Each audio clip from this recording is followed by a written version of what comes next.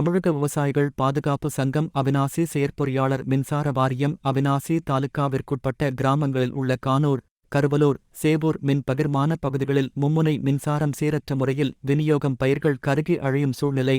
அவசர நிலையில் மும்முனை மின்சாரம் சீராக வழங்கக் கோரி மனு.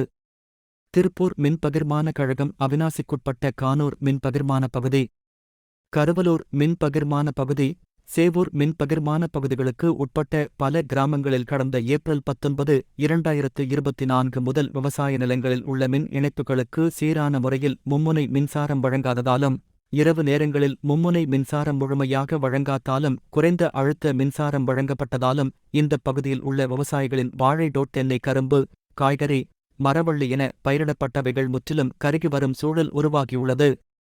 ஏற்கனவே கொடுத்து வரும் மின்சாரம் குறைந்த அழுத்த மின்சாரமாக, அதுவும் சீர் இல்லாமல் எந்த நேரம் வருகிறது என்று தெரியாமல், எப்போது நிற்கும் என்று தெரியாமல் குறைந்த அழுத்த மின்சாரமாக வந்து கொண்டுள்ளது. இதே நிலைமை நீடித்தால் விவசாயிகளின் வாழ்வாதாரம் கடுமையாக பாதிக்கப்படும் சூழல் உள்ளது. விவசாயிகள் பல வகையில் நிதி திரட்டே கடன் பெற்று பயிர் செய்து அறுவடைக்கு தயாராக உள்ள நிலையில் தற்பொழுது முறையாக தண்ணீர் விநியோகம் இல்லாமல் கருகுவதை பார்த்து மிகுந்த வேதனைக்கு ஆட்பட்டு உள்ளார்கள்.